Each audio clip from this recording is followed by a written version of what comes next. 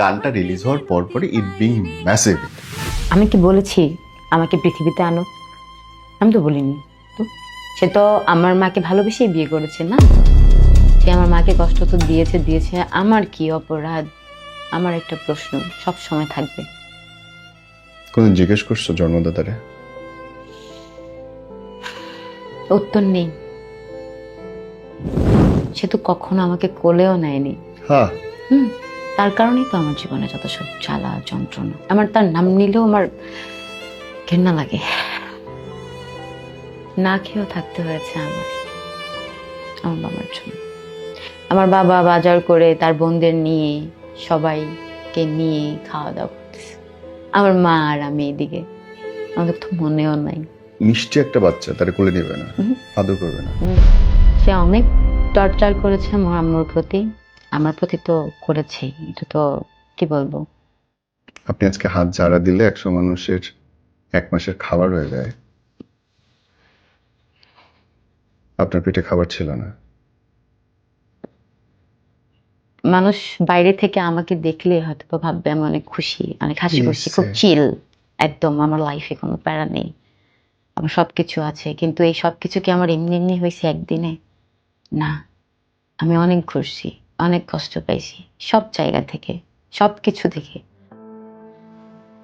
Sorry.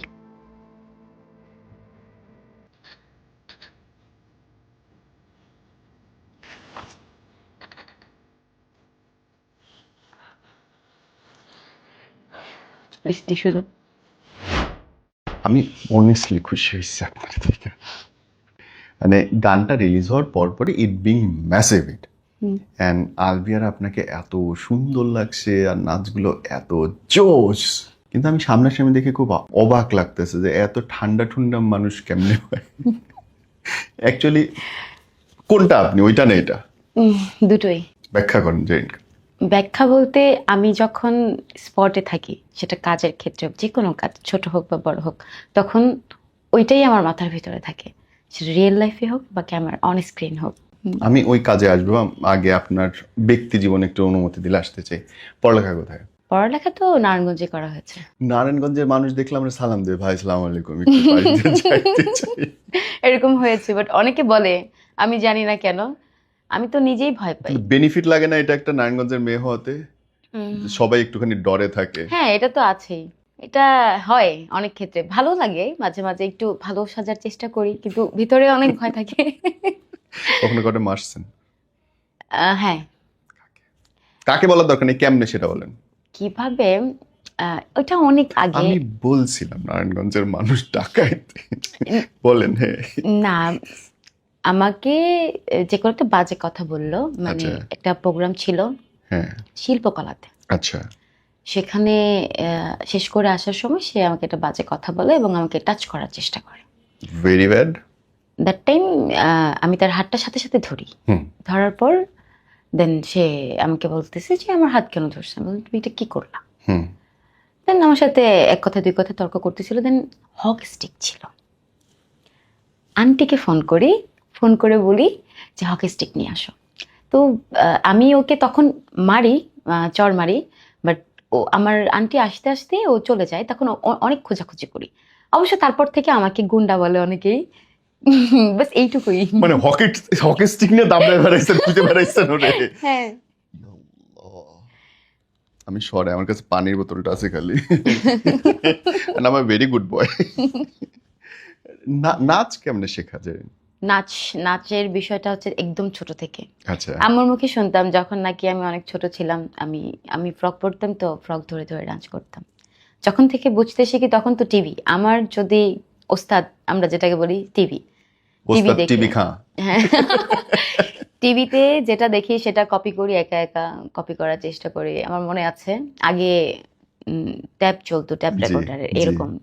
তো আম্মু ওগুলো দিয়ে শাবনূরের গান শুনতো। ও আই লাভ শাবনূর। তো আম্মু যখন বাহিরে যেত, বাসায় যখন কেউ না থাকতো, তখন ওগুলো প্লে করে দরজা লক করে আমি একা একা ডান্স করতাম। হ্যাঁ, লুকিয়ে লুকিয়ে। তো আম্মু একদিন হঠাৎ দেখে ফেলে, তো উনি বাইরে দাঁড়িয়ে থাকে, নক করে না, উনি দেখতেছে, অনেকক্ষণ দেখতেছে আমি কি করি। তারপর ঘরে ঢোকার পর আমাকে বলতেছে বড় হও। দেখা যাক। আর কিছু না? So you got the signal যে ওকে আমি বড় হই। দেন বড় হওয়ার পর কোন টিচার দিছিল? হুম, কারণ আমি তো পারতেছি, আমার তো লাগতেছে না, আর আমাদের তখন ওরকম কন্ডিশন ছিল না আসলে। আন্ডারস্টুড। আমাদের 10 বছর আগে অনেক কঠিন ছিল বাংলাদেশ। এখন তো আমরা সবাই সবকিছু শিখতে পারি, সহজও আছে অনেকটা। হ্যাঁ, পারিবারিকভাবে অনেক বেশি রেস্ট্রিকশন ছিল। রেস্ট্রিকশন বলতে কি, অনেক বাধা বিঘ্নতা ছিল। যদিও আম্মুর কাছ থেকে ফুল সাপোর্ট পেলেও আত্মীয় স্বজন কারো কাছ থেকে কোনো রকম হেল্প বা সাহায্য, কথা দিয়ে হোক বা যে কোনো কিছু দিয়ে হোক, কখনো আত্মীয়রা বড় অদ্ভুত জিনিস না? আমার সাথে থাকবে আবার আমার খোঁচাবেও। ফেস করছেন আপনিও? অনেক। বলেন না একটু। এখন যেমন জেরিনকে বাংলাদেশে 1 নম্বরে চিনে সবাই। Everyone loves your dance, your thing, your what you are doing. Independent নারী হিসেবে তো সবাই রেসপেক্টের চোখে দেখে। চেষ্টা করেছি ভালো কিছু দেওয়ার জন্য, বাট আমি আসলে ফ্যামিলিগত কোনো বিষয় তুলতে চাই না।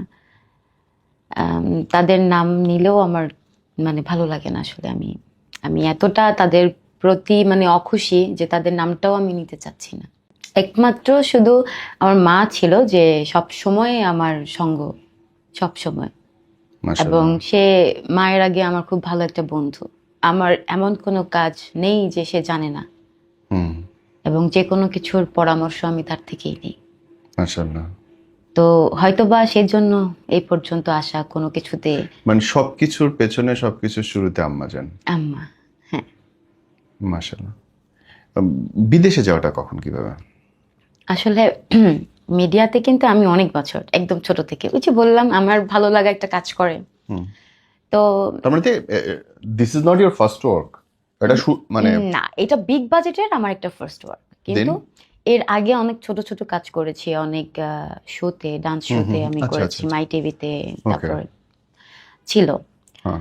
এবং আমি অনেক জায়গায় গিয়েছি, যখন আমাকে যারা ডেকেছে আমি গিয়েছি, দেখেছি, মিশেছি অনেকের সাথে, চান্সও পেয়েছি। কিন্তু দিন শেষে যখন গিভ অ্যান্ড টেকের ব্যাপারে কথাটা আসে, উফ উফ উফ উফ উফ। সেটা আমার দ্বারা হতো না। দেন সেখান থেকে চিন্তা করলাম, ইভেন আমি ওখানে বলে আসছি আমি মরে যাব, তারপর আমি এভাবে কাজ করব না, যেন ভবিষ্যতে কেউ কোনোদিন আমাকে বলতে না পারে আমি কারো হাতে ধরে, পায়ে ধরে, কারোর সাথে ঘুমিয়ে আমি আজকে এই পর্যন্ত এসেছি। আমি তখন অনেক ছোট, আমার বয়স কত, 16 বছর হবে। দেন ডিপ্লোমা কমপ্লিট করি কিসের উপরে? হসপিটালিটির ভিতরে, দুবাইতে। ও মানে পড়েছিলেনই ওখানটায়? না, এখান থেকে কমপ্লিট করি একটা জায়গায়, আমি খোঁজ নেই, জি। এটা অনেক স্টোরি আর কি। হ্যাঁ। মানে চিন্তা করলাম যে আমি কাজ করব, নিজে ইনকাম করব, নিজের টাকা দিয়ে করব, শখ যেহেতু করেছি পূরণ সেটা আমি করব, টুডে অর টুমরো। ওকে। দেন সেই পারপাসে সেখানে যাওয়া, গিয়ে সেখানে আমি কন্টিনিউ 2 বছর সার্ভিস সুপারভাইজারের জব করি। বাহ। ও একা একা যাওয়া? হ্যাঁ, আমার পরিচিত লোকজন আছে বাট ওখানে। মানে ফ্যামিলি ছাড়া একা হ্যাঁ, রান একা করা? রান করা। Very good. তাহলে তো অনেক মেন্টালি আপনি অনেক স্ট্রং ছিলেন।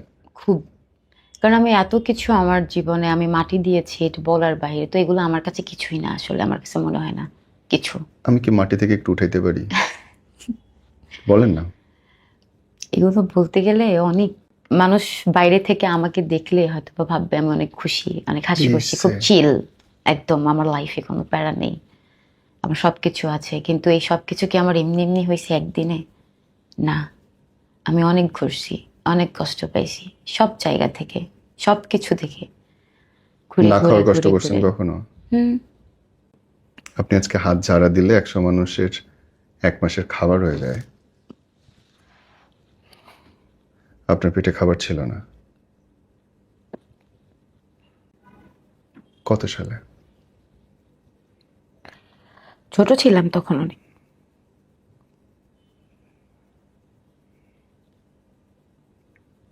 বাবা? I am sorry.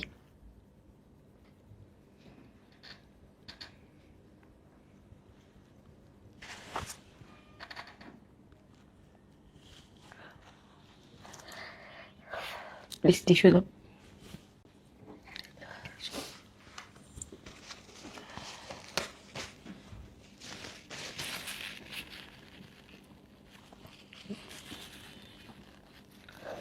এই হাসি মুখের ভেতরে যে চোখের জল আসে যে আমার কোনো ধারণা ছিল না। উইল ইউ প্লিজ সে হুম। কোটি মানুষের হয়তো ইন্সপিরেশন হবে কোত্থেকে কেমন করে উঠে এসছো, যতটুকু বলা সম্ভব। আমাকে নিয়ে হয়তো অনেকের অনেক মন্তব্য, অনেক কিছু করে। আমি নিউজেও বলেছিলাম আমি এগুলো কেয়ার করি না। কারণ আমি কিভাবে আসছি, আমি কতটুকু সৎ, আমি কি করেছি, এগুলো আমি জানি। আমি যদি খারাপ কিছুই করতাম তাহলে আমি আসতে পারতাম না, এত অল্প বয়সে সাকসেস আনতে পারতাম না। অবশ্যই এর পেছনে আমার মায়ের দোয়া আছে, কারণ বাবা মায়ের দোয়া না থাকলে আগানো সম্ভব হয় না কখনো। এই ব্যক্তি আমার জন্য যা করেছে, আমি এই ব্যক্তির জন্য যতদিন বেঁচে আছি সবকিছু আর কি আমি চাই।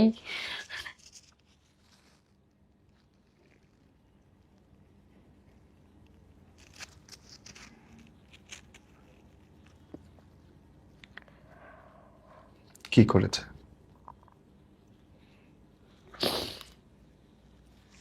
থাক, এত কিছু না বলি আসলে। যতটুকু বলা যায় প্লিজ। আমি চাচ্ছি না।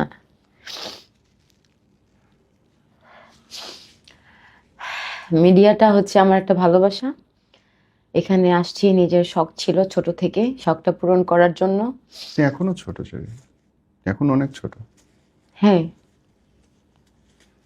এ বয়সে খেলে বেড়ানোর বয়স, নিজের মনের মতো দৌড়ায় বেড়ানোর বয়স, প্রেম করবে ঘুরে বেড়ানোর বয়স। আপনি কাজ করতেছেন 16 বছর বয়স থেকে, যখনও কাজের সার্টিফিকেটই হয় না মানুষের। এটাই তো বললাম, অনেক কিছু পাড়ি দিয়েছি আসলে। এজন্য এখন কারো কথা না আর গায়ে লাগে না। আমি অনেক মানুষ দেখছি, মানুষ চিনে ফেলছি। এখন কিন্তু আত্মীয়র অভাব হয় না। হুম। এখন ভালো সময় যখন আসছে, তারাই কিন্তু আমাদের কাছে তাদের হেল্প, তাদের প্রয়োজনে আসছে। এবং আমার মা এমন একটা ব্যক্তি, কাউকে ফেরায় না। আমি মাশাআল্লাহ, তার সাথে রাগারাগি করি, মাশাআল্লাহ। তুমি দিচ্ছ কেন, একটু ওয়েট করো না, চাইলেই দিতে হয়। দিয়ে দিক। দিক, তারা পাক, সমস্যা নেই, বাট একটু ঘুরায় দাও না, তা একটু তো মা শান্তি করবে লাগবে। না, তা তো মা করবে না। করবে না, এটাই আমার মায়ের সমস্যা। আর আমার মায়ের এই দুর্বলতাটা কি সবাই কাজে লাগে, সবাই ব্যবহার করে আমার মাকে। বোকা শোকা। আপনি যা বলবেন আমার মা তাই মেনে নেবে, এত বোকা। যে কেউ আমার মায়ের ব্রেন ওয়াশ করতে পারবে। বোকা আপনিও কম না মনে হচ্ছে। অনেক ছিলাম, এখন মনে হয় নাই। দুয়ের লাইফ কেমন ছিল শুরুতে? প্রথম যখন আমি যাই তখন তো আমি কান্না করি, এ পাশ থেকে ও পাশ মাটিতে, বাসায় চলে যাব। ভালো লাগতেছিল না, একটা বন্দি, চিনি না কিছু, ভাষা বুঝি না। দেন মনে একটা জিদ আসলো যে যেই কারণে আসলাম এটা তো কমপ্লিট করতেই হবে, মুখ দিয়ে যেহেতু বের করেছি এটা তো আমাকে করতেই হবে। সাবাস, সাবাস। তারপর একটু একটু একটু একটু করে আগানো আর কি। কিছু, তখনও কিন্তু আমার ফ্যামিলি আমিই মেনটেন করতাম। আপনার আর্নিং এ আপনার ফ্যামিলি চলেছেন। হুম। আমার মা আমাকে তার ছেলেই ভাবে। আপনি অভাগা না অসহায় আমি বুঝতে পারতেছি না। আমি অনেক অনেক আহ, মানে লাকি একজন পার্সন। মেলে না তো, লাকি মানুষ এরকম হয় না তো। লাকি এই জন্যই, ওই যে এমন একটা মা পেয়েছি, এই জন্যই তো বেঁচে আছি, নাহলে কবেই তো মরে যেতাম। ব্যবসা শুরু কতদিন পরে? 2 ইয়ার্স। মানে চাকরি করতে করতে ব্যবসার দিকে যাওয়া। একদম নিজের শখগুলো মাটি দিয়ে দিয়েছি, প্রয়োজনীয় জিনিস যেগুলো বাড়িতে প্রয়োজন সেটা দিয়ে সব কিছু একটু একটু করে, মানে আমি, আমার একটা অ্যাকাউন্ট ছিল, অ্যাকাউন্টে রাখতাম। দুবাইতে অফকোর্স বিজনেস করতে গেলে কিছু ক্যাশের প্রয়োজন হয়, ব্রেনেরও প্রয়োজন হয়। তো সেখান থেকে একটু একটু একটু একটু করে জমানো, যে আমি এই কাজটা করব, ঘুরলাম কি করলে, কোনটা করলে আরেকটু আগে যাওয়া যায়, আরেকটু আগে যাওয়া যায়। দেন মনে হলো যে রিয়েল এস্টেট এটা সবচেয়ে ভালো প্লাস পয়েন্ট। দেন ওকে, এভাবে ওভাবে করে কোনো রকম করে নিজের লাইসেন্স করলাম, সব কিছু কমপ্লিট নিজের করলাম। নামে ট্রেড লাইসেন্স, তার মধ্যে অনেক কাগজপত্র and অনেক কিছু হিসাব। হ্যাঁ। দেন দেন তারপরে স্টার্ট করলাম ওখানে। এখন এখন বন্ধু বান্ধবের অভাব নেই, এখন অনেকেই আছে আমার। কি বলবো, আসলে বলতে ইচ্ছে করে না কিছু, থাক না। মজা লাগে না দেখতে, যেদিন অনেক কুই ছিলি? সব তো চিনি ভাই। লাগে। ধরেন জানেন, আপনি যদি বলেন যে আমার জিদ এই কারণগুলোতে বাড়ছে সফল হওয়ার জন্য, কি? এক তো বললাম ডিরেক্টর প্রডিউসারদের কথা, গায়ে লাগতো খুব। খুব গায়ে লাগতো যে কি মনে করে, আমি তাকে চিনি না জানি না, সে কিভাবে আমাকে এই ধরনের কথা বলে। আর সবচেয়ে বড় কথা, আমি তখন এই সব কিছু বুঝিও না। ওর বয়স তখন 14 থেকে 15। বাচ্চা, শিশু। আমি এরকমই, আমাকে না মানে তখন একটু বড়ই লাগতো দেখতে, মানে লম্বা চওড়া। লম্বা চড়া লাগতো। হ্যাঁ। তো আমি বলতাম কিভাবে বলে এগুলা, লজ্জা করে না? আমি বুঝি না যে জিনিসগুলো, সেগুলো তারা আমাকে বোঝাতে আসে, এই যে কি। এখান থেকে একটা, আর ছোট থেকে তো শখ ছিলই। দ্বিতীয়ত এই যে এত কাছের মানুষজনদের থেকে এত বেসিক্যালি মূল টার্গেট, এটা তো কিন্তু একটা শখের জায়গা, কিন্তু মূল টার্গেট ছিল আমার কেরিয়ার। আমার এই অবস্থান থেকে পরিবর্তন হতে হবে এনিহাউ, বাট সেটা সৎভাবে। এটা কি ছোটবেলা থেকে মাথায় ঢুকে গেছিল হুম। যে আমি বদলটা করব? হুম। ওকে, বাট ছোটবেলায় তো মানুষ হয় চকলেট কেনার চিন্তা করে, নাহলে খেলনা। ওই যে বললাম আমি এত কিছু দেখছি যখন থেকে আমি বুঝতে শিখি, মানে আমার মুখের কথা, আমি 8 মাসে কথা বলেছি। হ্যাঁ। সবাই বলেছে আমি নাকি মারা যাব। হ্যাঁ, তাই তো হয়। হ্যাঁ, কিন্তু এর ভিতরে জিন আছে, এ মারা যাবে। আল্লাহ। তো জিন তাক জিন তবাক জিন আছে। তো রাত্রে কিছু দেখেন আশেপাশে? হুম, এই সিরিয়াসলি এই মিথ্যে বলবো কেন? কি দেখেন? আছে, অনেক কিছু দেখি, কিন্তু আমার কিছু করে না।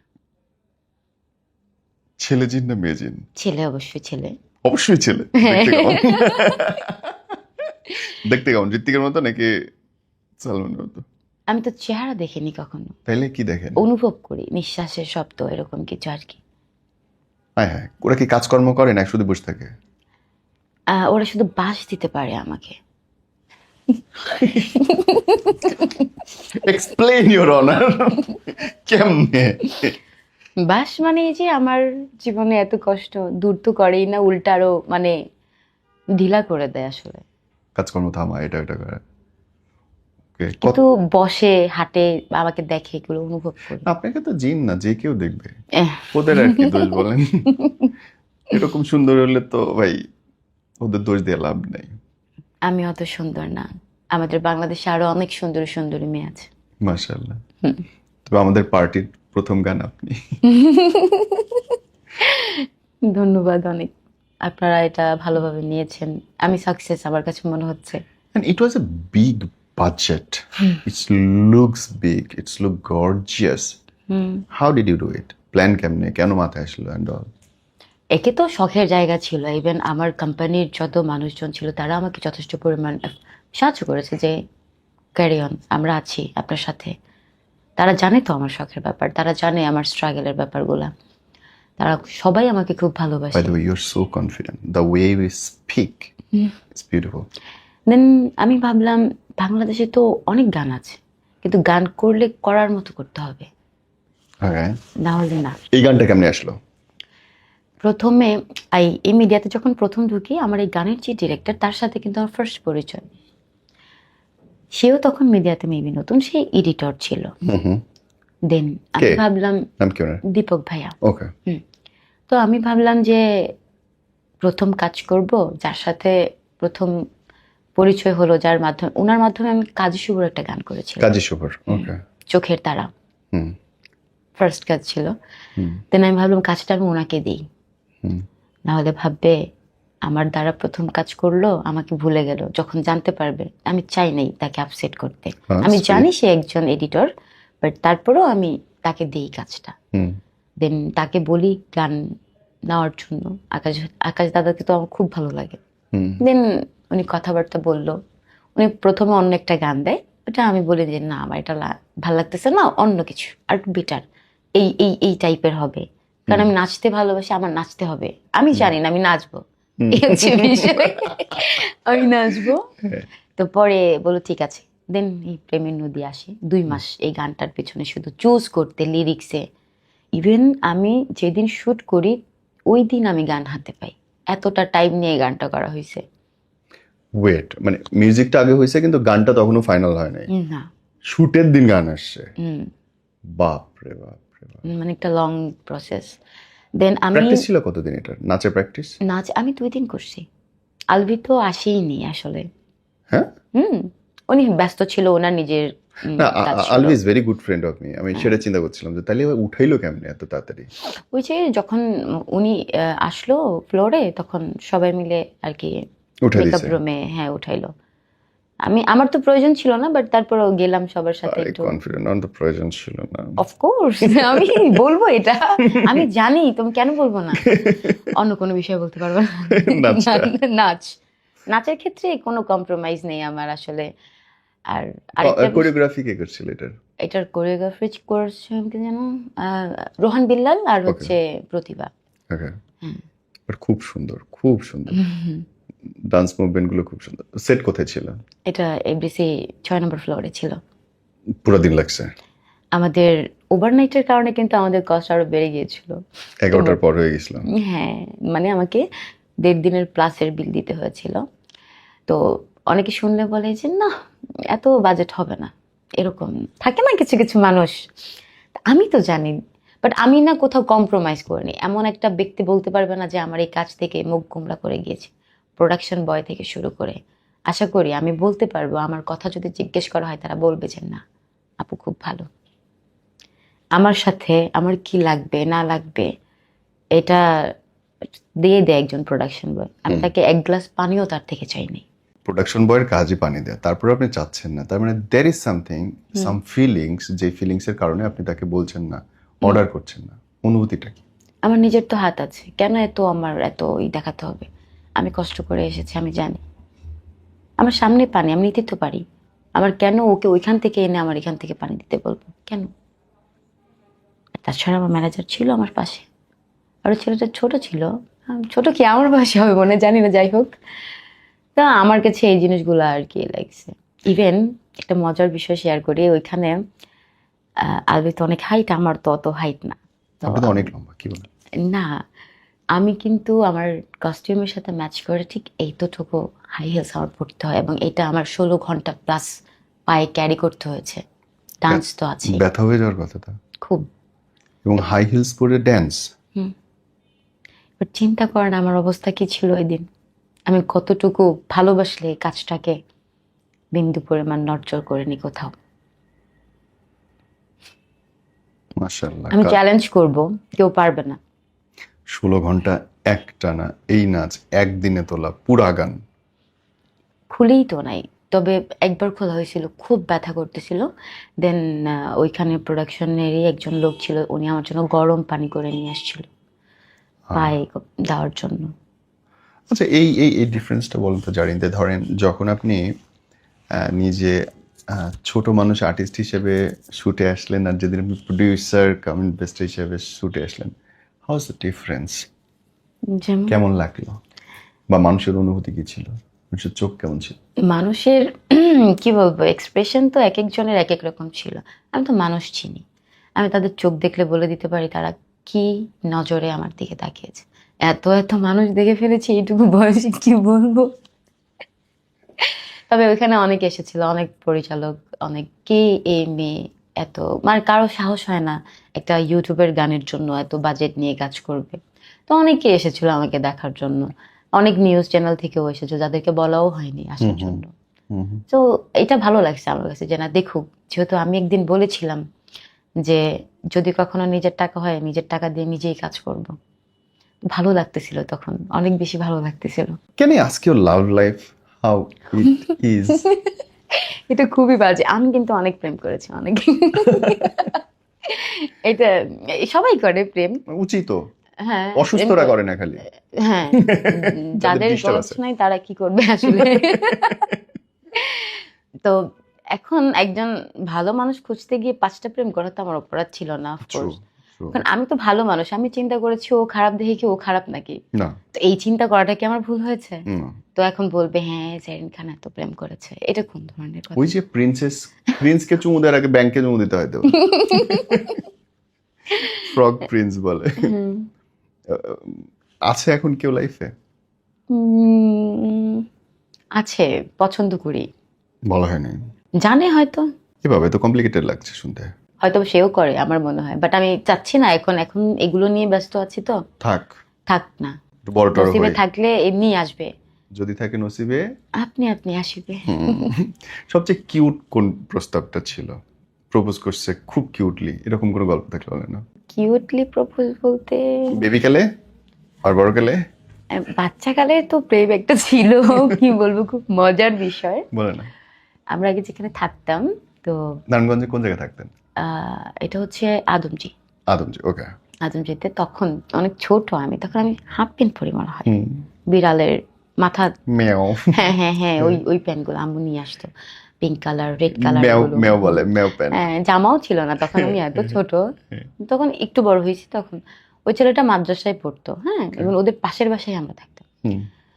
তো ও আমাকে দেখার পর ও মাদ্রাসা এখন আর যায় না, যায় না, মাদ্রাসা মানে বন্ধ করে দিয়েছে, যাবে না।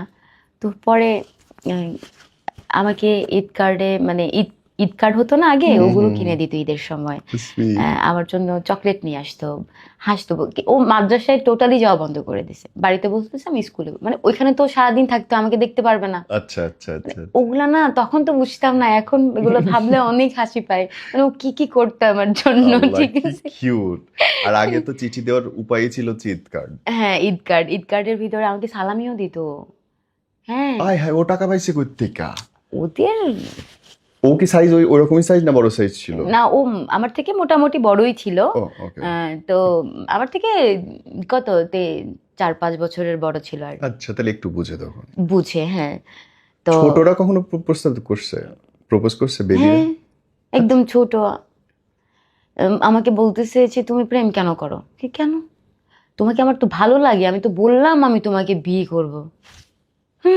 কত সাইজ? কত হবে, 8-9 বছর। আরে এই কি? আল্লাহ। আমাকে বলে আমার না ভালো লাগে না, তোমাকে ওই দিন দেখলাম ওইখানে, তুমি কি করলো? কি, ও কি বললো তোমাকে? তুমি বুঝলে না আমাকে। এই কি? এই 8 হ্যাঁ ও বিয়ে করবে? হ্যাঁ, মানে খুবই। এটা কিন্তু মজা লাগে দেখতে, বেবিরা যখন পছন্দ করে। হুম। আর নিজের বিয়ে করার ইচ্ছা কবে? আগে আরো শক্ত, আরো কেরিয়ার হোক, এই সব শোনা যাবে কয় বছর পরে সেটা শুনি। এটা তো আমি কিভাবে বলবো, ইউ ডোন্ট প্ল্যান ইট? আমি এখনো পর্যন্ত প্ল্যান করিনি, বাট তাড়াতাড়ি করে নিব। মা কি বলে? আমার মা সবসময় বলে যে তুমি তুমি নিজে যখন স্যাটিসফাইড তুমি করো। আমি বাহ আম্মা জান। সিরিয়াসলি, কারণ আমার মাও তো অনেক কষ্ট করছে, তো সে সবসময় বলে আমি চাই না আমার জীবনের মতো তোমার জীবন হোক, তুমি যখন স্যাটিসফাই হবে তুমি নিজে পছন্দ মতো করো, কিন্তু একটু তাড়াতাড়ি করো। এই বলে। কেমন ছেলে চাই জাইনের? আমার কাছে, আমাকে বুঝতে হবে টাকা পয়সা আমি ইনকাম করতে পারি, আমার দরকার নেই। তাহলে তো ঘর জামাইয়ের লাইন পড়ে যাবে। তো ওইটা তো হলে হবে না, আমার চেহারারও দরকার নেই, আমাকে বুঝতে হবে আমি কি চাচ্ছি। হ্যান্ডসাম না হলেও চলবে, কিন্তু একটু ক্লেভার হতে হবে, যেন অ্যাটলিস্ট আমাকে অ্যাডভাইস দিতে পারে। ওকে, হুম, দ্যাটস নাইস। মানে এই ধরনের। বুদ্ধিমান ছেলে লাগবে। বুদ্ধিমান একদম। ওকে, সুন্দর লাগবে না, বড় লোক লাগবে না জাইনের জন্য, বুদ্ধিমান।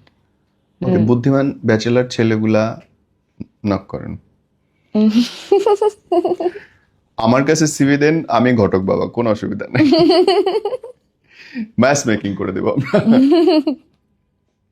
সত্যি আমি এখনো পর্যন্ত যে কয়টা প্রেম করেছি কেউই অত সুন্দর ছিল না। একজন ছিল, মানে কি রুচি খারাপ জানেন নাকি রুচি না, আমি ইন্টেলিজেন্স দেখে খালি? আমি খুঁজি, মানুষ খুঁজি। আমি একটা ব্যক্তির সাথে সারা জীবন থাকবো, সে সুন্দর হলেই হলো, আমি বাকিটা জীবন কিভাবে কাটাবো তার সাথে, সে যদি আমাকে নাই বোঝে। ছেলেদের হিসাব উল্টা জানো, মানে যেটা সুন্দর মেয়ে সে যে বসে আছে তাকায় থাকবে, কোনো অসুবিধা নেই। এই মাথায় গোবর আছে কি, কাজ পারে না, কিছু দরকার নেই। ছেলেদের অঙ্ক এটা। তারা প্রেম করার সময় সুন্দরী খুঁজে, ফর্সা খুঁজে, চুল বড় বড়, বিয়ে করার সময় পর্দাশীল খুঁজে। তাদের থিঙ্কিংটাই আলাদা কেমন পর্দা জানি। করে সানি লিওনি। আল্লাহ, কি বলবো। হইতে পারে, ভালোই হবে ব্যাপারটা। হুম ধোকা খাইছো কখনো প্রেমে? তো সবগুলোতে তো ধোকা। আমি কখনো কাউকে ধোকা দেইনি। তুমি ছাড়ো নাই? না। বলো না কেমনে একটা কেমনে। আমি ছাড়ছি, তাও তার দোষের কারণে। এখন আমি যদি বলি, এখন সবাই আমাকে বলবে যে মেয়েরা কখনোই দোষ স্বীকার করে না, বা চোর কখনো চুরি করে স্বীকার করে না, কি সেজন্য করছিস? কাউকে এক্সপ্লেন করতেও যায় না। আসলে কি বলবো, True. যেই দোষ করুক না কেন, দোষ মেয়েদেরই আসে। নারী খারাপ, নারী চরিত্রহীন, এই সেই। ছেলেদের দোষ আসে। কোথায়? হ্যাঁ, সবসময় ছেলেদের দোষ আসে ভাই। এখন এই যে, তাইলে আমি এখন আর কি বলবো যদি ছেলেদের দোষ আসে? কারণ ছেলেরাই নিজেরা কন্ট্রোলে রাখতে পারে না, উম, প্যাচে ফেলে দেয়, কিছু না কিছু একটা এদিক ওদিক মুখ দিয়ে ফেলে। আমার লাস্ট রিলেশন ব্রেকআপ হয়েছে, আমি শুধু সেটা বলি, হ্যাঁ, আমার ক্যারিয়ারের জন্য। সে জানতো আমি আমার ফ্যামিলি মেনটেন করি। আমার আমার ফ্যামিলিতে আমি ছাড়া আর কেউ নেই। আমার নিজের একটা ক্যারিয়ার আছে, আমার ছোট ভাই আছে, সব কিছু দেখাশোনা আমি করতেছি। ইভেন তাকেও প্রপার টাইম দিচ্ছি, কথা বলতেছি। তো যখন কাজের পারপাসে আমি যাই বাহিরে, দেন সে আমাকে বলতেছে যে ওখান থেকে চলে আসার জন্য। যে কেন আমি চলে আসবো? তুমি তো জানো আমার সিচুয়েশন। কাজ করতে আমি বাধ্য।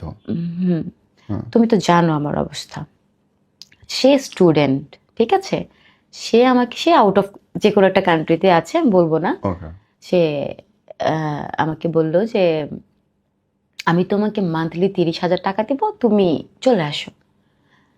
হ্যাঁ, অনেকের কাছে 30,000 টাকা অনেক, বাট আমার ফ্যামিলিতে আমার ভাড়াই তো মনে করেন তার অর্ধেক। হুম। মাসের খরচ তো আছেই না। True. আমি একদম সাধারণ মানুষ, আমি এখানে বড়লোকি ভাইব দেখাতে একদমই আসিনি। বাট তিনজনের সংসার কমসে কম 1,20,000 টাকা লাগে এখন চালাইতে, একটু একটু তো ভালো মতো চলতে গেলে। মানে কথা বলতেছি আর কি।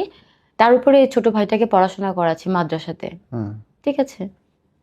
তো নিজের খরচ, বাইরে যাওয়া হয় মাঝে মাঝে, অনেক অনেক পরিচিত মানুষ বাসায় আসে, সব মিলিয়ে আপনি তো বুঝতেই পারছেন। ইভেন আমি তাকে বললাম যে দেখো, তুমি তো স্টুডেন্ট, আমি তোমার কাছ থেকে কেন নিব? আর আমি তো তোমার বউ না, তোমাকে কেন দিবা?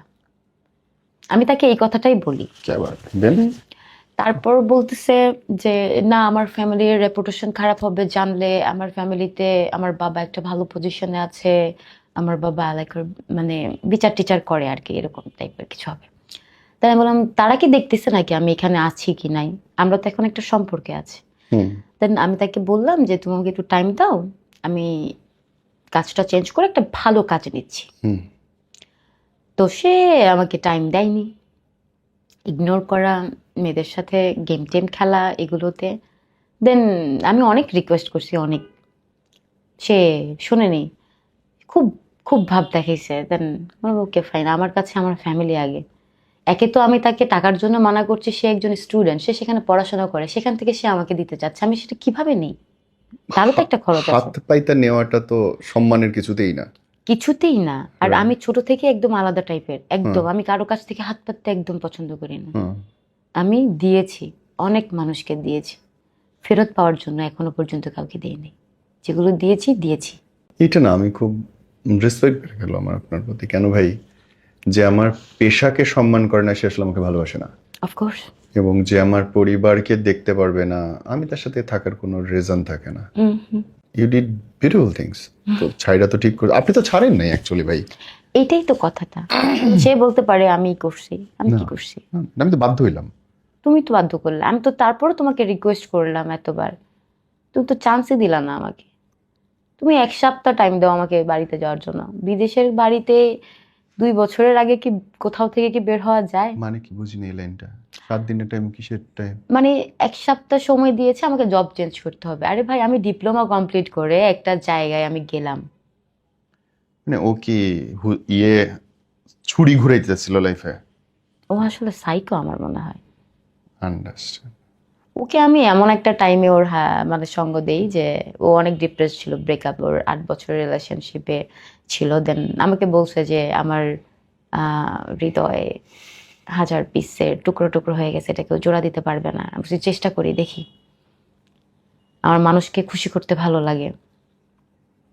দেন কথা বলতে বলতে একটা টাইমে সে ঠিক হয়ে যায়, ঠিক মতো চলাফেরা করে, পড়াশোনা করতেছিল। দেন আমি তাকে বললাম গেমটা খেলা একটু কমায় দাও। অনলাইনে গেম খেলতো? হ্যাঁ। জুয়া? না, হচ্ছে পাবজি খেলতো। আচ্ছা। ও ছোট মানুষ, বেশি ছোট মানুষ। ছোট না, 30+ হবে এখন মেবি ওর। যেই বয়সের মানুষ অনলাইনে যদি গেম খেলে আমার মনে হয় যে এরা মানসিকভাবে অপূর্ণাঙ্গ। আমিও তো খেলি, জন্য আমি কি সেম সেম। ওকে, মেনে নিলাম। কেন কি আমার মনে হয়েছে খেলা শারীরিক খেলা, শারীরিক কসরত না থাকলে সেটা খেলা না। অনলাইনে তুমি আঙুল দিয়ে টিপতেছো, এটাও একটা ব্যথা, হাত ব্যথা করে। শুধু এইটুকুতেই না, ঘাড় ব্যথা হয়েছে এভাবে থাকতে থাকতে। Oh my God. মাঝে মাঝে তো আমি শুয়েও পড়ি খেলতে খেলতে। PUBG? হ্যাঁ। অনেক ছোট মানুষ ভাই, সরি। আমাকে ছোট বলতেছেন, হ্যাঁ, আর আমি কত কিছু করে আসছি। কিভাবে বললেন? অনেক ছোট, শুধু ছোট না, অনেক ছোট। আমাকে আমার গানটা তো অনেক বড় লাগতেছে না? হ্যাঁ, অনেক ভারী লাগতেছিল না? কি ভাবছিলেন আমি মনে হয় অনেক? truly you look damn hot over there. একদম পাম না, প্লিজ। হট লাগছে। ওকে। আর এখন দেখে মনে হচ্ছে এটা বাচ্চা, হুম। আর ওইটাতে বম লাগছে, আর এটা মনে হচ্ছে পাশের বাড়ির মেয়ে। ওটা হচ্ছে আমার মানে আলাদা অন স্ক্রিন। ওইটাই বলতেছে, আমি ওইটার এইটা মিলাইতেই পারতেছি না। আমার মনে হচ্ছে ডুপ্লিকেট পাঠাইছে। আগে করতো এটা, বিয়ের সময় একটারে দেখায় আরেকটারে পাঠায়। ওই ম্যানেজার এরকম কিছু করছো নাকি? হইতে পারে। ওই যে হয় না শি জিনপিং এর 2-3টা বডি ডাবল থাকে। এখানে আমাকে একটু হেল্প দিলে, একটা ভারী লুক দেওয়া হয়েছিল আমাকে। আমি যখন আলবির সাথে দাঁড়াবো, আমাকে বাচ্চা বাচ্চা যেন বড় লাগে দেখতে। বড় লাগে দেখতে। আর সবচেয়ে বড় বিষয় ছিল আমি জিম করতাম, তো আমার বডি স্ট্রাকচার একটু অন্যরকম। হ্যাঁ, আমার সিনা চওড়া লাগে। চড়া।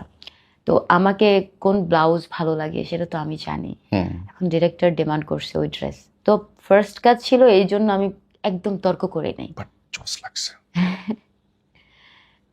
জোস লাগছে। আমি বাদে সবাই বলতেছে জোস লাগছে। আসলে কি আমার মন রাখার জন্য? কোনো দরকার নেই তো। আমি নিজে আপনার নক দিয়েছি ভাই গানটা দেখার পরে। আলবিরা বলছে মামা ভালো হয়েছে, না আপনার নক দিয়েছে, I want to sit with you. এত জোস, এত বড় আয়োজন। সবচেয়ে বড় কথা হচ্ছে হয় কি যে আমার কাছে যে ওইটা ভালো লাগছে, আপনার হিন্দি গানগুলোর কোন একটা হুক জনপ্রিয় হয়ে যায় নাচের। আপনাদের এই কাণ্ডটা ঘটছে, এবং এটা খুব ইন্টারেস্টিং।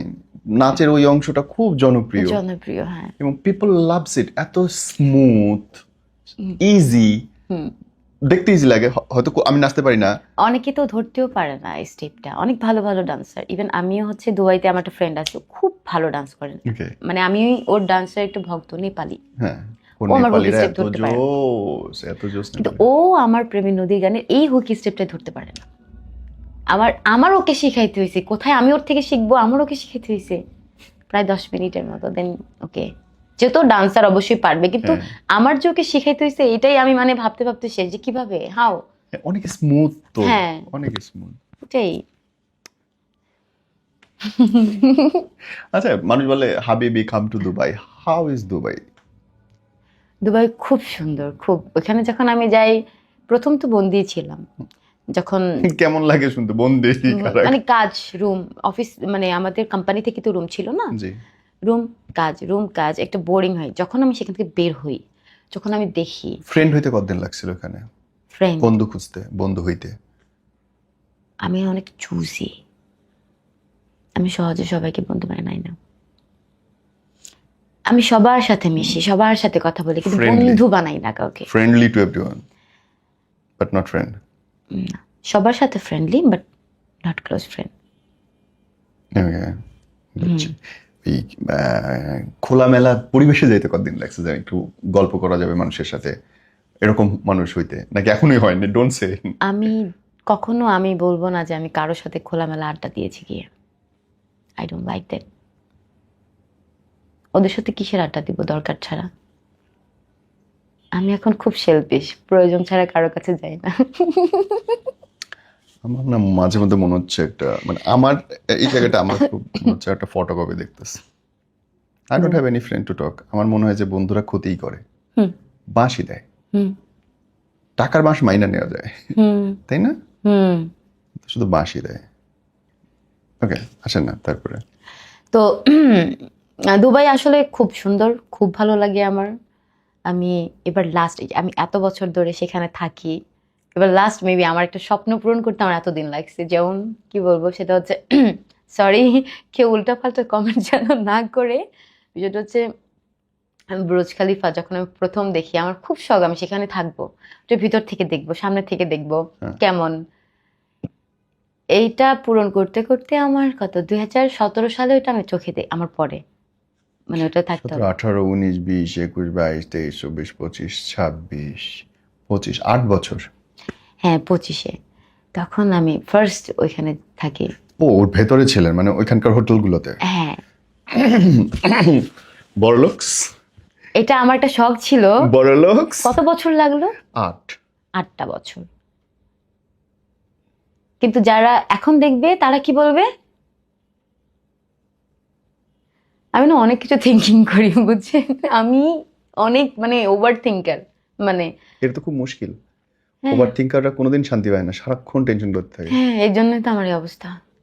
ঘুম হয় না, রেস্ট নিতে পারে না, হুম হুম তাই না? হুম হুম। You have it. তাহলে তো মরছেন আপনি ভাই। এবং ওভার থিঙ্কারদের সবচেয়ে বড় সমস্যা হচ্ছে তাদের সামনে কেউ কিছু লুকাইতে পারে না। এইটা ট্রু, লুকাইতে পারবে না, ধরে ফেলবো। আর আমি যখন ধরে ফেলি, এখন এমন একটা চরিত্র হয়ে গেছে যে আমি জানি সে কি করছে বা সে আমার সামনে কি বলতেছে, বাট তারপর আমি তার সাথে তাল দিচ্ছি।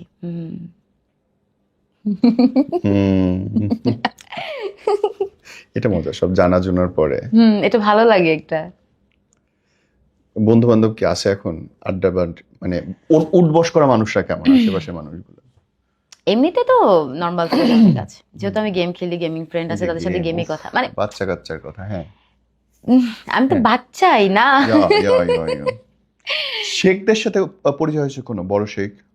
আমরা শুনি যে তাদের অনেক বড় কিছু, অনেক সহায় সম্পত্তি, প্রভাব। এটা তো আছেই, দেখেছি, but do you know anyone? না, এমনিতে অনেক পরিচয় আছে, মানে দেখেছি বা কোনো ফ্রেন্ডের মাধ্যমে দেখেছি, বা খুব কাছ থেকে এরকম কোনো কারোর সাথে আমার। ওদের ভিলা বা ওদের ইয়েতে যাওয়ার সুযোগ হয়েছে কখনো? হ্যাঁ হয়েছে। কেমন ওদের বসত বাড়ি কেমন? খুব সুন্দর। ওনাদের প্রত্যেকের বাড়ি একটু ডুপ্লেক্স টাইপের ভিল্লা, আর ওনাদের বাড়িগুলো হচ্ছে আমাদের বাংলাদেশে তো মানে ইট দিয়ে করা হয়, ওদের এখানে সম্পূর্ণ পাথর দিয়ে করা হয়, এবং খুব শক্তপোক্ত এবং খুব সুন্দর। আচ্ছা। খুব মানে একটু রাজকীয় ভাইব ওদের প্রত্যেকটা ভিল্লাতে, আরবিদের যত ভিল্লা আছে, এবং ওদের বাড়িগুলা, ওদের গার্ডেনগুলা ওরা যেভাবে রাখে।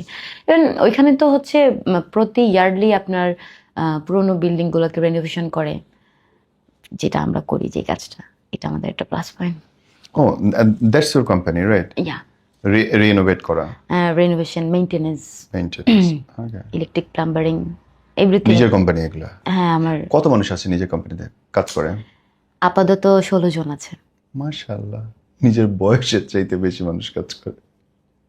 তারা কিন্তু আমার কোম্পানি মানে খুবই, মানে কি বলবো, আমার নিজের লোক আমার কাছে মনে হয়, কারণ মাশাআল্লাহ। তারাই আমার শুভাকাঙ্ক্ষী। আপনার থেকে পর অনেক ভালো। বাবা কি করেন? বাবা এতদিন বাইরে ছিল, এখন বাংলাদেশে উনি আছে। বলতে পারেন ছোটবেলায় বাবারে পাওয়া হয় নাই, আব্বা বাইরে থাকলে তো অনেক কষ্ট। আসলে ইজ মাই স্টেপ ফাদার। আচ্ছা, okay okay. So you lost your father, biological father? আছে, জানি না, না থাকার মতো, বাট আমি আমার স্টেপ ফাদারকে অনেক ভালোবাসি। অনুমতি দিবা, জিজ্ঞেস করি কই আছে, কেন হয়েছে, কি হয়েছে? আমার তার নাম নিলেও আমার ঘৃণা লাগে। আব্বা আমার ডিভোর্স হয়েছিল কত বছর বয়সে? 7 বছর। তখন তোমার বয়স 7? হুম, তোমার বয়স এখন 7? 6-7। আরেকটা বিয়ে করে নিয়েছিল? করেছে, আম্মুর আগেই করেছে। মানে তোমাদেরকে রেখে আরেকটা ঘর করে ফেলছে গিয়ে, খরচপাতিও দিত না? সংসার চালাবে কেমনে তাহলে? ওনার ভালো ইনকাম ছিল ওই সময়, যখন আমাদের নারায়ণগঞ্জে আদমজি জুট মিল ছিল, হ্যাঁ, তখন ওনার আগে কিন্তু 1,000 টাকা হলে পুরো মাসের বাজার হয়ে যেত। ইজিলি। সে পার ডে ইনকাম করতো 4,000 থেকে 5,000 টাকা। তখন জায়গার দাম ছিল 8,000 10,000 এরকম। হ্যাঁ, সে চাইলে নিতে পারতো। আমার ফিউচারও হয়তো বা অন্যরকম থাকতো, আমিও হয়তো বা এখন পড়াশোনা করতাম, ভালো কোথাও আমার বিয়ে হতো, কারো কটু কথা শুনতেও হতো না সম্ভবত। হুম, তার কারণেই তো আমার জীবনে যত সব জ্বালা যন্ত্রণা। সে তো কখনো আমাকে কোলেও নেয়নি। হ্যাঁ, হুম। এত মানে মিষ্টি একটা বাচ্চা তারা কোলে নেবে না, আদর করবে না।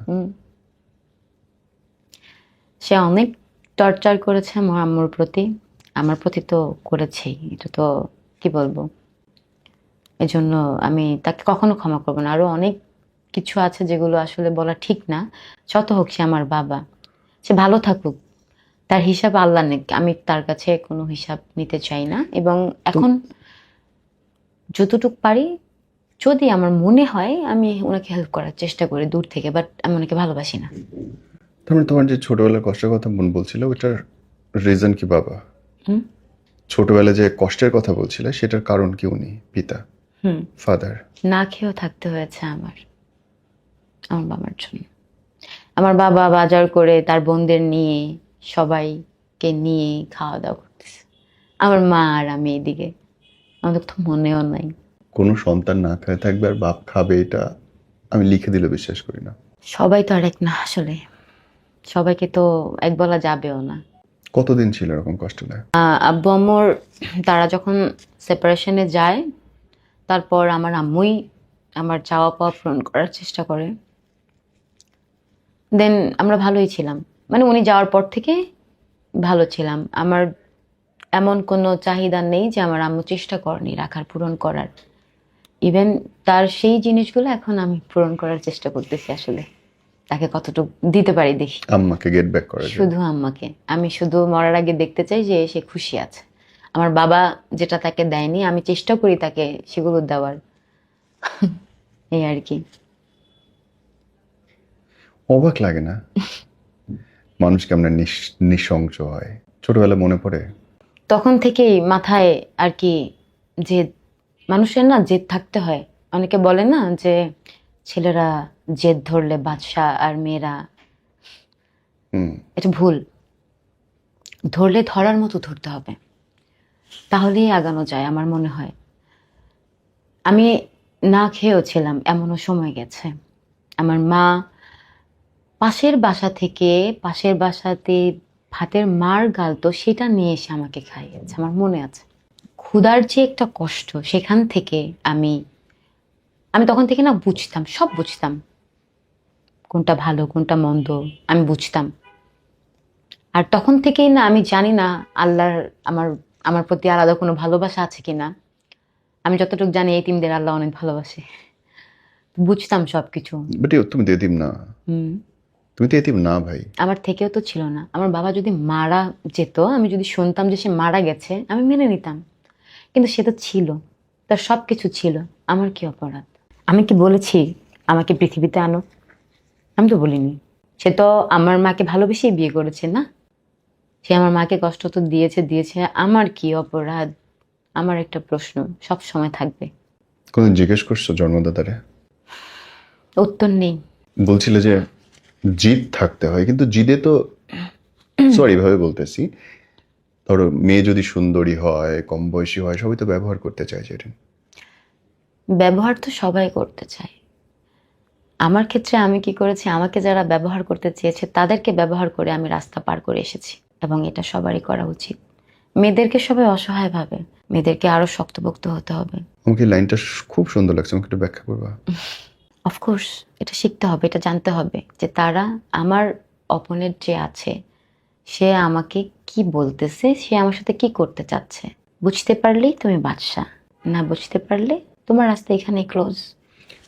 ইমোশনালি ব্রেকডাউন করাবে তোমাকে, রিলেশন, বিয়ে, প্রতিশ্রুতি, প্রতারণা, আছি, দিচ্ছি সুন্দর ভবিষ্যৎ, হুম।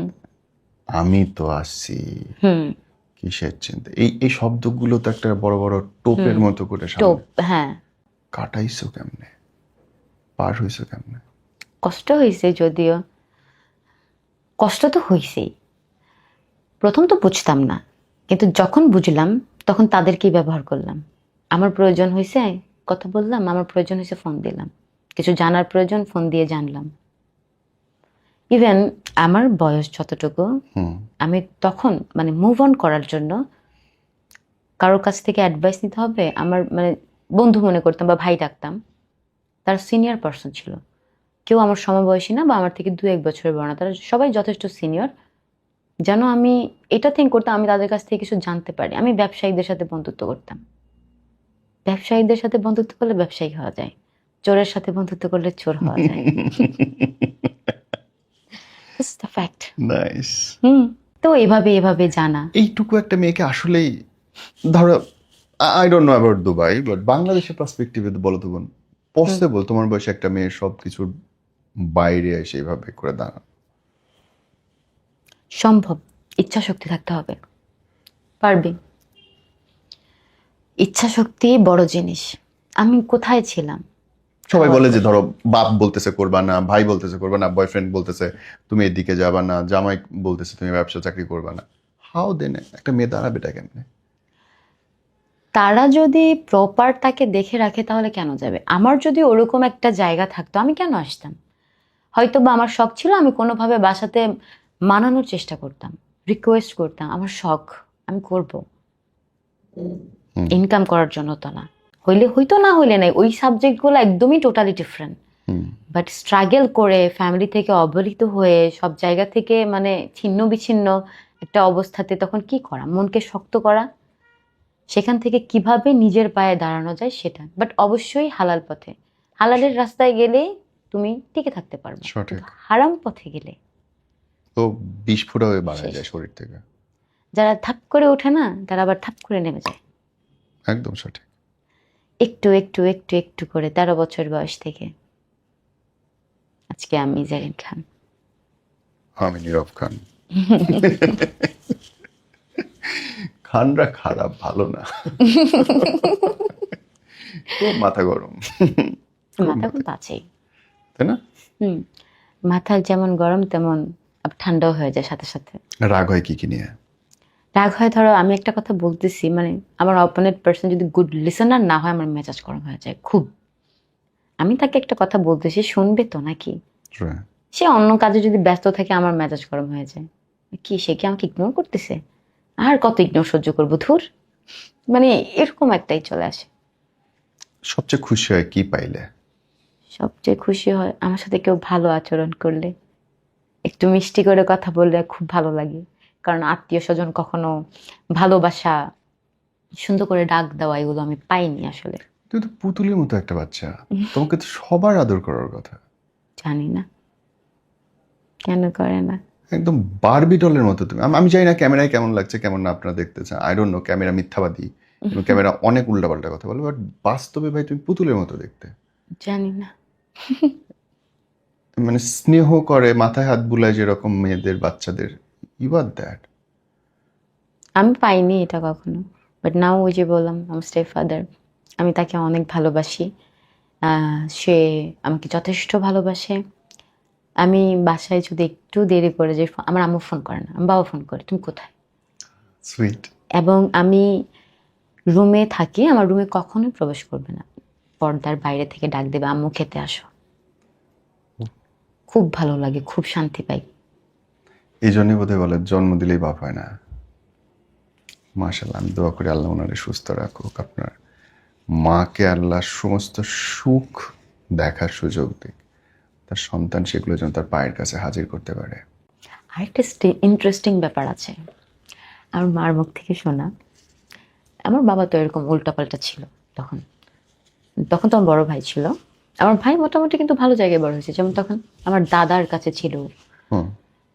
একটা সময় আমার দাদা মেয়ে নাতি আদর করতো, কিন্তু আমার ভাই হওয়ার পর চেঞ্জ, ওকে বেশি আদর করে। তো দাদার কাছেই ও মানে ক্লাস 8 পর্যন্ত, মানে আমার দাদা যতদিন বেঁচে ছিল দাদার কাছে ছিল।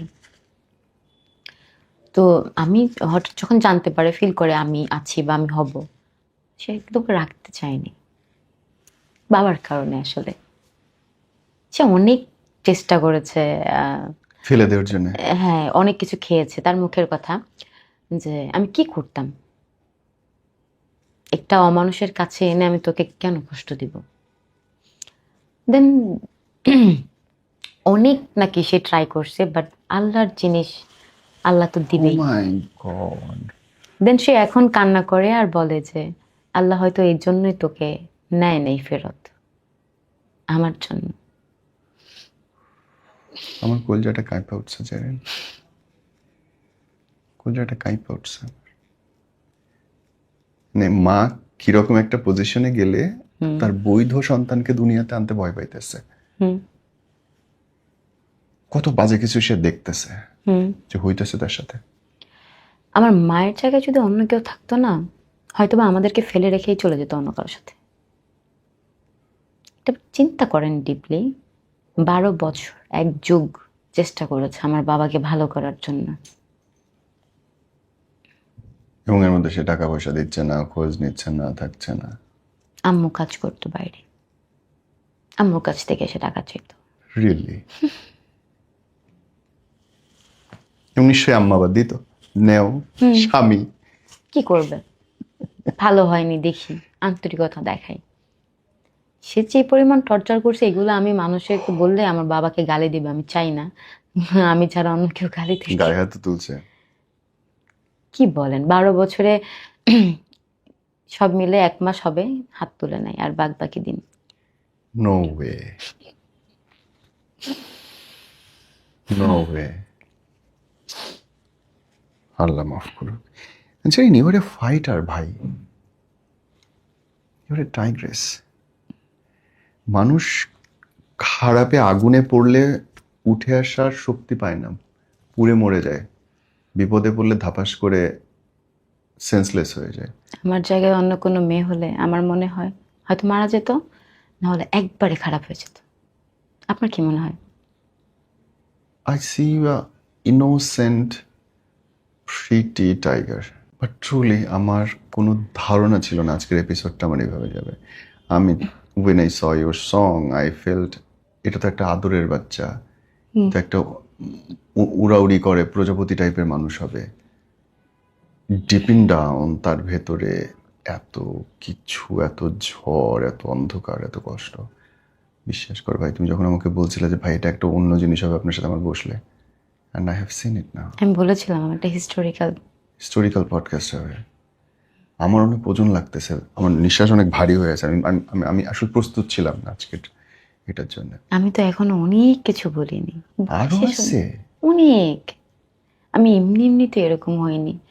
আমি নিজেকে শক্ত করছি শুধুমাত্র আমার মায়ের জন্য। ট্রাস্ট মি, আমার নিজের জীবনে আমার নিজের জন্য কোনো চাওয়া পাওয়া নেই।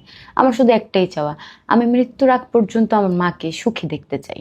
তার কি লাগবে, কি চাই তার, আমি দেব। চাওয়ার আগে পায়ের কাছে থাক।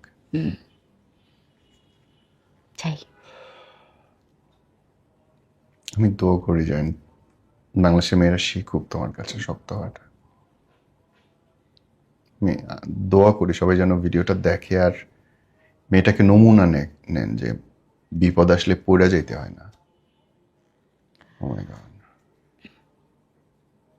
আর অবশ্যই একটা জিনিস বলবো সবাইকে, যে বাবা মা যতই খারাপ হোক, ধরো তারা তোমার সাথে খারাপ ব্যবহার করতেছে, তারা তোমাকে দেখতে পারে না, আগে অবজারভেশন করবা তোমার অপরাধ কোথায়। যদি দেখো যে তোমার কোনো অপরাধ নেই, নিজের মতো করে মুভ অন করো, বাট তাদেরকে ছেড়ো না। কারণ তারা যতই খারাপ হোক, তাদের বদদোয়া কিন্তু লেগে যায়। আর বাপ মা, বাপ বাদ মা, মায়ের ভালোবাসা দোয়া থাকলে সব কিছুতে সাকসেস। আমি বললাম, আমি প্রমাণ, আমি জানি। একটা আনএক্সপেক্টেড শো করলাম অ্যান্ড আমি অনেক হ্যাপি, আমি অনেক খুশি যে আমি নিজে অনেক কিছু শিখলাম। অনেস্টলি আমি খুব ভেঙে পড়ি মাঝে মধ্যে। আমার মনে হয় যে আমার আর কত নিব, আর কত অবিশ্বাস মানুষকে বোঝাবো, সম্ভব না, ভাল লাগে না। এইটুকু বয়সে এত কিছু আমি যেটুকু শুনলাম এই 1-1.5 ঘন্টার মধ্যে আমার আমার আমার I salute you boss. Anything last word for our millions of listeners? কি বলবো, এখন আর কিছু বলতেই ইচ্ছে করে না আমার কাউকে। মানে এমন একটা মানুষ হয়ে গেছে, এক্সপ্লেন করতে ইচ্ছে করে না, কোনো কিছু জানাইতে ইচ্ছে করে না। থাক, মানে এমন একটা জেনারেশনে চলে আসছে, এখানে বলে লাভটা কি? কি বলবো, কিছু বলার নেই। যাকে বোঝাইতে হয় সে তো কোনোদিন বোঝেই নেই, যে বোঝার সে তো বুঝাই না, তাকে কিছু বলতে হয় না। বলতে হয় না, সেটাই। গড ব্লেস ইউ, আল্লাহ সকল সুখ দিক তোমাকে, দোয়া করবেন। অলওয়েজ মা বাবাকে দেখার সুযোগ দিক, আরে 100টা বাচ্চা কাচ্চা হোক। আমি মরেই যাব, আমি নিজেই তো বাচ্চা। অন্তত পক্ষে একটা ফুটবল টিম, 11টা ছেলে জেরিদের সিট, কেউ টেও টেও টেও করে মা মা মা।